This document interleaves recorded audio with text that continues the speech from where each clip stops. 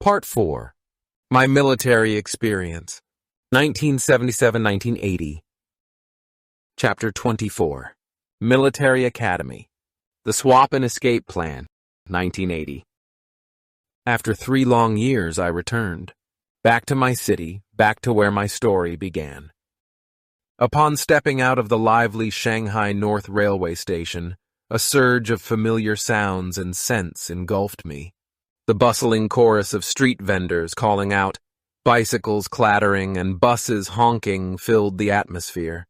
What resonated most deeply was the Shanghainese dialect voices of my own people, flowing by like a river I once knew intimately. Yet I felt like an outsider, like a stranger on earth. For 3 years, my world had been one of towering mountains, endless pine forests, misty fields, and winding rivers. Now, suddenly, I was in a world of soaring buildings, straight roads, and ceaseless traffic. It felt like a dream, familiar yet distant, as if I had stepped into a memory from another life. Everything had happened so suddenly. No one knew I had returned to Shanghai, and somehow that secrecy made my return even more thrilling. I boarded the bus on the way home, observing the city as it zipped by outside. The hard wooden seats and the bus's sudden stops created surreal sensations, almost as if I were reliving a childhood memory instead of simply living in the moment. I disembarked at the Bund, strolling slowly and purposefully down Jinling East Road as though I were retracing steps from my past. Then, I turned onto Yongsheng Road Alley, where my home awaited. The narrow path looked just as I remembered it, dim, damp, and infused with the aroma of coal smoke and steaming rice wafting from the kitchens of the neighbors. I entered the familiar doorway of number 11. A long, dark corridor extended ahead, leading to our small courtyard. At the water tap, Aunt Yan was doing laundry. She looked up, her wrinkled hands wringing the wet fabric. Her eyes widened in surprise. "Oh, is that you, little Feng? Returned from the army?" I smiled and replied, "Yes, I'm back for the new year." A piercing scream echoed from upstairs. "Is that my older brother?" Thud! Something crashed down. Before I could respond, my younger sister came tumbling down the stairs. She paused, her eyes wide with astonishment. Suddenly, she clapped her hands in glee, bouncing up and down like a child. For an instant, she was so taken aback that she couldn't find the words. Then, as if regaining her composure, she snatched my bag and dashed back up the stairs. "Older brother is back! Older brother is back!" She screamed at the top of her lungs. It had been ages since I heard a woman's voice. I lived in a male-dominated environment filled with gruff tones, hearty laughter, and military commands for 3 years. Suddenly, my sister's high, sharp, and excited voice cut through the air like a bell, almost piercing. I had never noticed this before. My younger brother came downstairs and picked up my other bags. Later that evening, Mom returned. Her soft footsteps echoed up the stairwell while I met her at the door. She paused at the sight of me as though she couldn't believe what she saw. Then, a warm, knowing, and almost teary smile radiated from her face. "Oh, little Feng, you're back already? Why didn't you inform us sooner?" Her voice brimmed with happiness, disbelief, and a hint of reprimand. The following days were filled with reunions. I met up with relatives, friends, and old classmates. Anyone who saw me in my military uniform radiated pride and admiration. To them, I represented success. They were convinced I had a promising future in the army and was destined for advancement. Shanghai was vibrant with New Year's festivities. The streets were adorned with red banners and paper lanterns that danced in the chilly breeze. The sound of firecrackers filled the air, mingling with the scent of burnt powder. Laughter, chatter, and the warmth of family gatherings surrounded me. This world I had almost forgotten, but now, It enveloped me again. Even Mother, who seldom took a break, decided we should visit Juji, my father's hometown. We went to clean his grave and pay our respects to my aunt and uncle, and for a few days it seemed as though I had never left home. 14 days passed in an instant, and the moment I dreaded finally arrived. It was time to go back to the army. I packed my bags quietly, carefully folding my uniform, stashing my books, and placing the treasured Shanghainese pastries and sweets Mom had prepared for my journey back to the army. Each item felt heavier than it should have, as if it bore the weight of her unspoken words. At the train station, Mother gazed at me in silence, her hands gently clasped before her, fingers nervously twisting the hem of her clothing. Although she rarely showed her emotions, the somber look in her eyes conveyed more than any words ever could. We both understood this was not merely another departure. This marked the beginning of a journey that would lead me far from home, away from Shanghai, and away from them. A military career would mean years of separation. She spoke little, but she didn't need to. Her silence carried the weight of 1,000 unsaid words. I adjusted the strap on my shoulder and stepped forward onto the train. The threshold had never felt so heavy beneath my feet. The platform outside the window blurred not from the train's motion, but from the weight pressing against my chest. My family stood there, their faces solemn, framed by the early morning light. Mother's eyes followed me, filled with a quiet sorrow she refused to voice. My sister clutched the sleeve of her coat as if holding herself together. My brother was waving at me silently. The whistle blew. A deep, hollow sound reverberated through the station, slicing through the moment like a blade. The doors closed. With a jolt, the train began its journey. Gradually, the platform faded, my family diminishing in the distance, their shapes engulfed by the rush of steel and movement. I yearned to press my hand against the window. I longed to imprint every detail of this moment in my memory, how my mother's gaze lingered, how my sister's lips quivered, and how my brother remained still. I wanted to retain it all. But the city was already drifting away, pulled back into the past, while I was thrust forward into an uncertain future. Returning to the military camp, I immediately felt a change. Something was different. The atmosphere was tense, like an unseen burden loomed over the barracks. Even the soldiers moved differently, more slowly and cautiously, as if everyone anticipated an imminent break. Then came the command. Every soldier was required to hand over their personal ammunition. For 3 years, we had carried 20 live rounds for our rifles or submachine guns, along with 2 grenades attached to our belts, always at the ready. This had been our norm, our expectation. We were trained to view weapons as extensions of ourselves. Suddenly, everything had to be relinquished, locked away in the company armory. At first, I thought it was a temporary measure, perhaps for inventory or a routine security check. However, the rumors soon began to spread. They traveled in whispers through the bunk rooms and mess halls, always the same few words floating to the surface. For the Army's own safety. The phrase struck with a frigid shock. Safety from what? Or who? The answer was unsettling. From ourselves. In the aftermath of the Vietnam War, a simmering unrest began to emerge among the troops. Service members who had gone to the front lines, eager to continue their military careers, were compelled into early retirement. Those who had diligently aspired to join the Communist Party faced rejection without explanation. The sense of betrayal was tangible. Frustration morphed into anger, which eventually erupted into violence. Reports from the Central Military Commission, not intended for public viewing, began circulating. I managed to see one.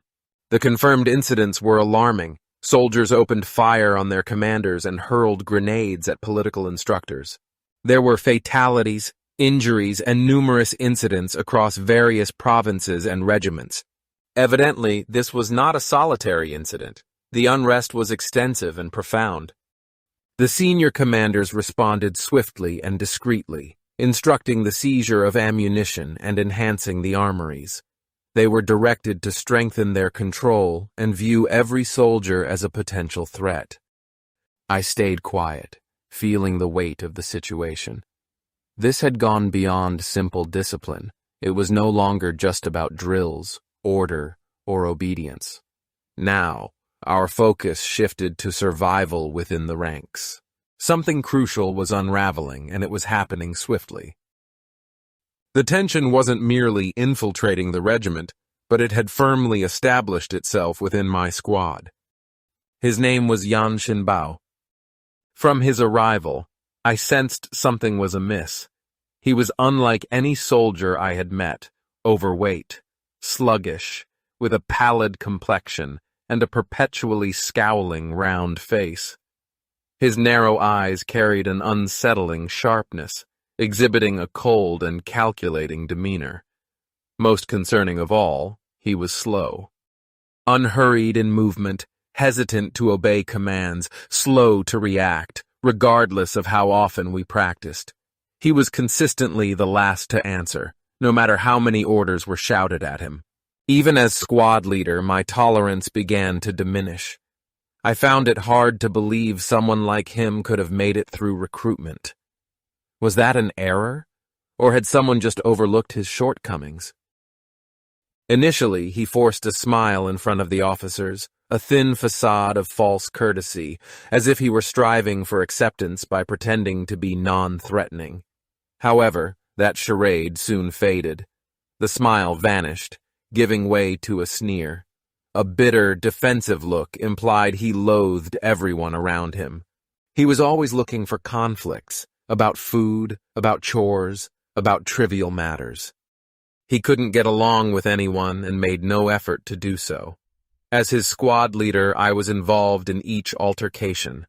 Almost daily, I had to mediate, pull him aside, and attempt to reason with him. Yet, it felt like I was talking to a wall. He never apologized or changed his ways. Beneath his passive resistance was something deeper, something dark and indescribable. It wasn't merely a case of laziness or a bad attitude. It was a feeling that set my instincts on edge. He was more than just difficult. He was dangerous. I sensed that something was inevitable. There was a nagging feeling that beneath those calculating, half-closed eyes, he was observing, waiting, and scheming something we had yet to comprehend. In time, I discovered the truth. Yan Xinbao was a puzzle a man who exuded the arrogance of an intellectual, yet owed his military position to sheer nepotism. He had no affection for the army or genuine interest in discipline, strategy, or soldiering. His true passion belonged elsewhere, poetry. For Yan Xinbao, the barracks felt like a prison, an iron cage populated by individuals who couldn't even read, let alone appreciate the elegance of poetry or literature. He held them in quiet contempt, his disdain evident in every look and muttered remark. He was convinced he didn't belong there. Yet somehow, his perception of me began to shift. This change occurred when he learned that I also wrote poetry. I carried notebooks brimming with verses, scribbled lines, and snippets of thoughts. This revelation transformed my identity in his eyes from just another soldier to something significant, the sole individual in the entire regiment worth engaging with. One evening, we sat on the concrete steps outside the barracks. The air was cool and still, and the camp unusually quiet. He leaned in, lowering his voice to a conspiratorial whisper. "My uncle," he said, gleaming, "is the political director of the Nanjing military region. He's also a poet, a writer. He placed me in this unit to train me." Then he smirked, that crooked, smug grin curling across his face. "So no one can touch me. If anything happens, my uncle will make one phone call to the regiment commander or the political commissar. That's all." I stared at him for a moment, the pieces clicking into place. That's how he got in. Of course. It was the age-old tale of military favoritism. While countless young men in China fought fiercely for a place in the army, he waltzed in through the back door using family ties and literary aspirations. Yan Xinbao was obsessed with poetry. He would chase me down between drills, his voice rising with manic glee, his eyes squinting with intensity. Only you understand me, He'd whisper as if I were his last tether to sanity. He began talking endlessly about getting my poems published. You should submit them, He insisted. My uncle has connections at the military newspaper. He can get them printed. He shared his poems, which were crowded with awkward metaphors and excessive phrases. I would make some corrections for him. He would send them to his uncle or submit them to military newspapers, looking for acknowledgement. Weeks went by. He grew agitated, muttering to himself, pacing like a caged animal. Why haven't they replied yet? What's taking so long? His dissatisfaction seeped into all aspects of his life. He became more lethargic during drills, skipped routines, and paid less attention to commands. His contempt for military life intensified, and I repeatedly pulled him back to reality, pointing out that poetry holds little significance on the battlefield. At last, one of his short poems was published, hidden in the corner of a military newspaper, hardly noticeable and more of a filler than a feature. Yet for Yan Xinbao, it marked a moment of triumph. He walked around the barracks like a war hero, chest out, his voice brimming with self-importance. He behaved like he had received a national literary award, holding court in front of imaginary fans. His arrogance grew. He looked down upon everyone, disdainfully mocking their ignorance, and treated our shared struggles as trivial. It was only a matter of time before something snapped. Then one evening he approached me. Without his usual smirk and patronizing glimmer, his face looked pale, his eyes fixated on mine, and his voice was steady and quiet. Almost too quiet. I need to talk to you, he stated. There was something about his tone that made my skin crawl. I need to tell you something, he repeated more urgently. I held my breath, tense and waiting. Then in that same chillingly steady voice, he said, I want to kill someone. I thought I had misheard him. Kill? I asked cautiously. He nodded. I want to kill someone. Who? The political instructor. A chill settled in my stomach, and the reason was obvious. Perhaps the instructor had denied his party membership application, or he took it personally. Regardless, this wasn't a joke. His voice was too composed, his expression too calm. This wasn't theater, it was genuine. I headed straight to the company headquarters and disclosed everything. Yan Xinbao was let go from the company that very day, transferred quietly and discreetly, and no explanation was given. The tension in our room dissipated immediately. Men who had once steered clear of his gaze, gritted their teeth, and stifled their rage, could finally exhale. Yet a sense of unease lingered. We recognized that this problem stretched beyond a single troubled soldier. Something was unraveling, not just in our squad, company, or regiment, but within the very fabric of the army. The war might have concluded. However, something more sinister was just getting started. Then one day, the order came. I was to report to the provincial military district to take the entrance exam for the military academy. This was no small matter. It was a decisive step, perhaps the step toward becoming a commissioned officer. Admission into the Nanjing Military Academy would place me squarely on the path to a long-term military career. For many, it was the pinnacle of success in peacetime service. Not every officer required academy credentials to advance. Still, in the evolving structure of the post-war army, higher education was becoming the dividing line between those who rose to the top and those who were left behind. On paper, my future was guaranteed. The party had invested in me. The regiment had groomed me. My skills had been tested, proven, and praised. I had every reason to feel relieved, assured even. The path was laid out. All I had to do was walk it. And yet I didn't. At that moment, history shifted again. In the wake of the Vietnam War, Deng Xiaoping turned the country's attention from battlefields to factories, from ideology to economics. China was in ruins after the Cultural Revolution, and if there were to be any future, it would be built not with slogans, but with steel, coal, grain, and capital. And to fund this rebirth, something had to give. The military. The Central Military Commission issued a stunning directive. The People's Liberation Army would be downsized by 1 million troops. 1 million.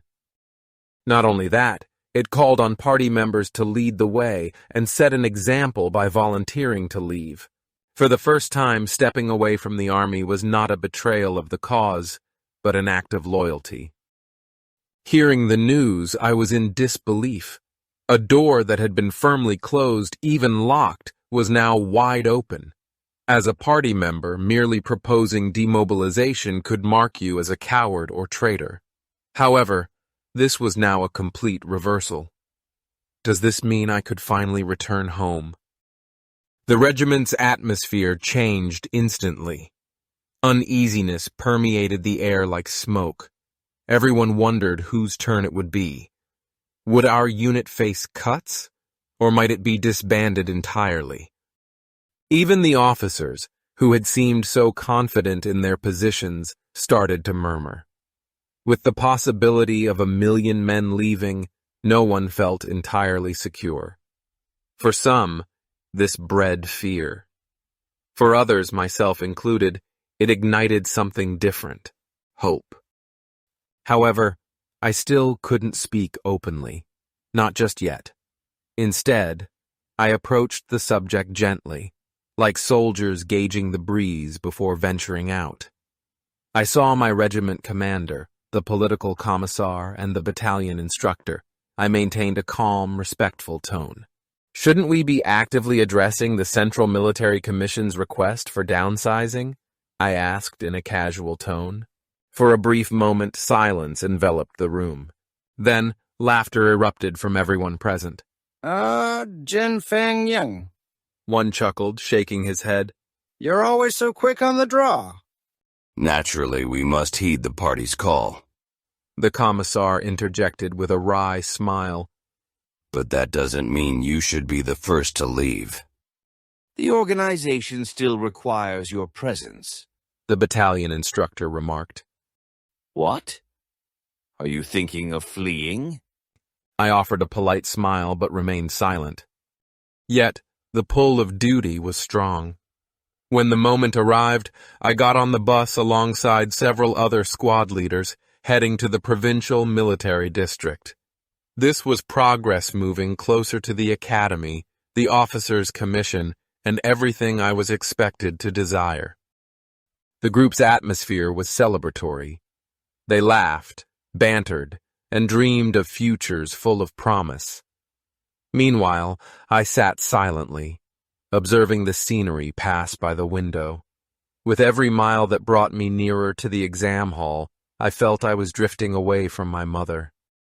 As the train departed, its wheels echoing into the distance, I wondered whether I had already missed my chance to speak candidly, to tell the political commissar, the battalion instructor, or anyone else what I truly desired.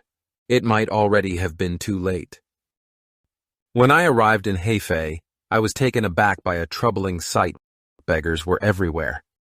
Since joining the army, I had left behind Shanghai's orderly streets and lively neighborhoods. Although I had encountered poverty in rural areas, heard stories of hardships from country recruits, and marched through villages that felt frozen in time, this experience was different. This was Hefei, the capital of Anhui province. It was a major city, yet the extent of the poverty still astonished me. I had never witnessed anything like this in Shanghai. Perhaps I had been insulated, or maybe the city knew how to hide its poverty. But here, In the open streets of Hefei, beggars occupied the alleys and train stations, gathered around restaurants, and moved like shadows through the markets.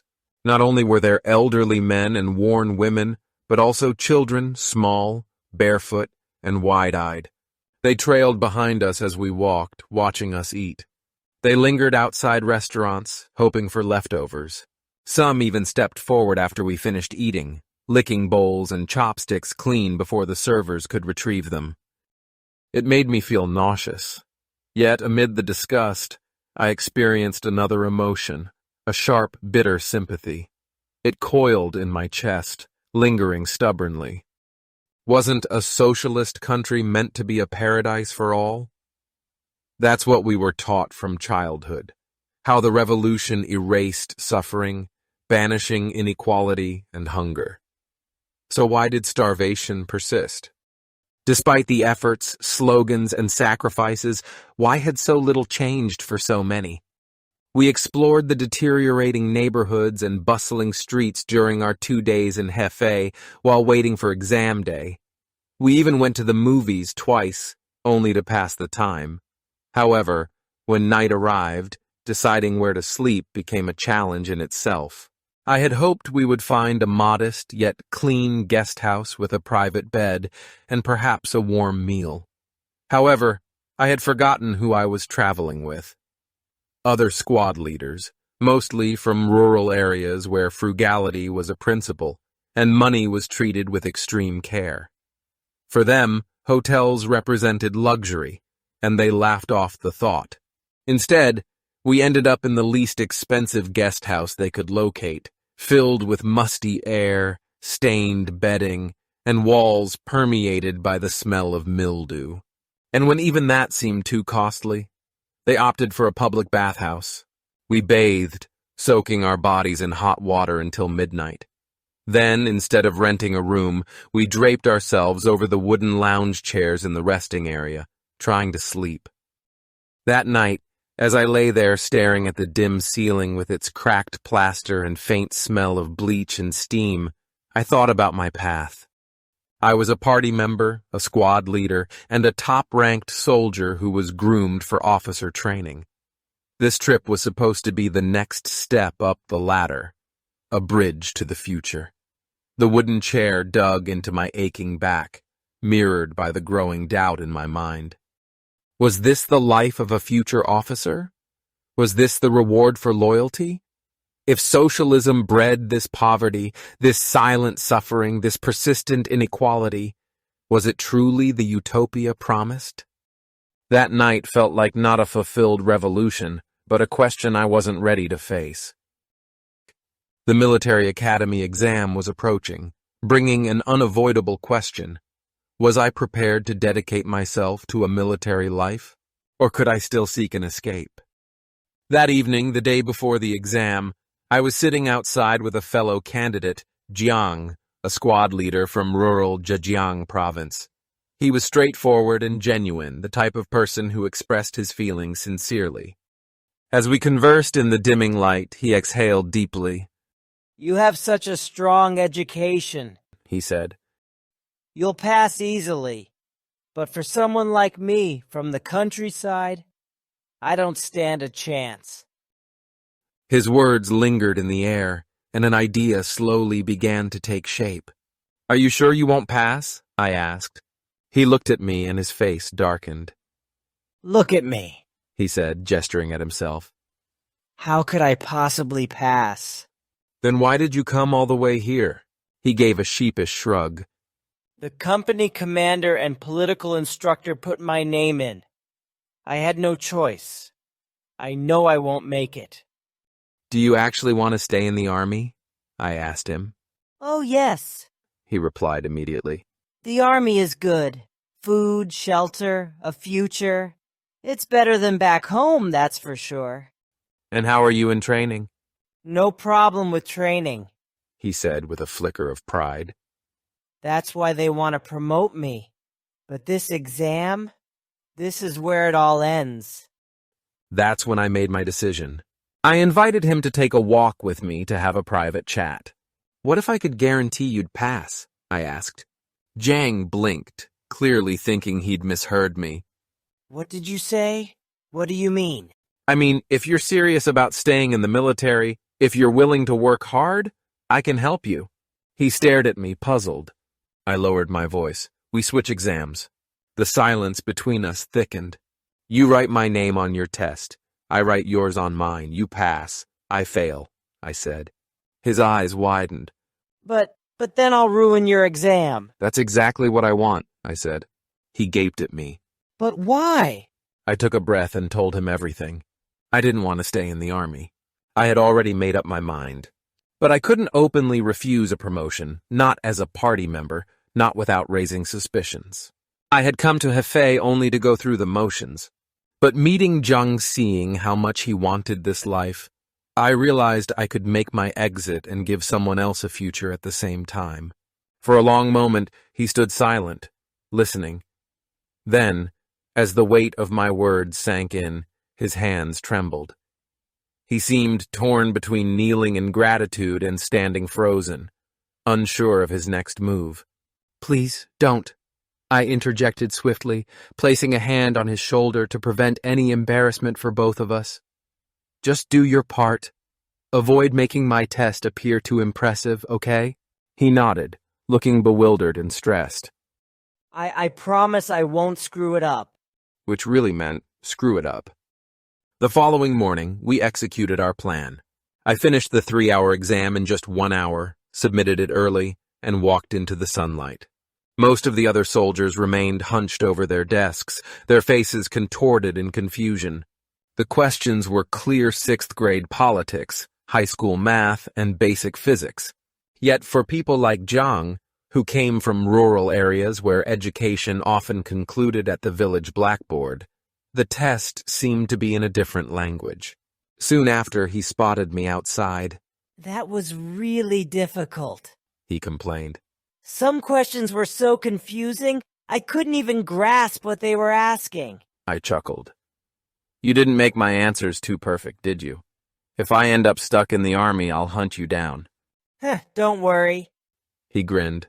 I wasn't trying to pass myself off as you. Good. Because once you're in military school, I won't be able to take your tests for you anymore. We shared a laugh, and before we went our separate ways, we stopped by a photo studio to take a picture together, a small memento of our scheme. That was the last time I saw Zhang. Yet occasionally I find myself pondering, did he succeed? Did he fulfill his dream of becoming an officer? Did he ever reveal the truth to anyone? I finally had the power to decide in a system that seemed so inflexible and unjust. I made that choice for both of us.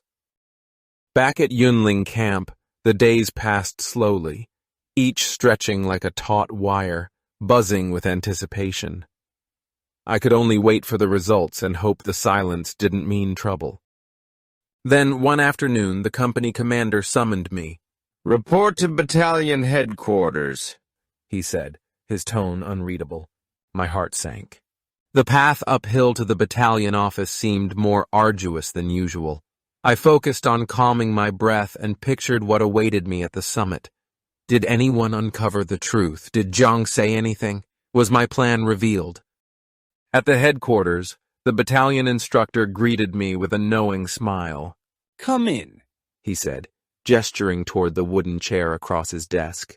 I sat, keeping my expression neutral. He leaned back slightly, folded his arms, and asked, almost playfully, Your test results. Care to explain? I froze. So he did know. For a second, my mind raced, trying to summon some explanation, but there was nothing to say. I gave a nervous half-smile, unsure whether to speak or stay silent. He chuckled and waved his hand as if brushing away the tension in the air.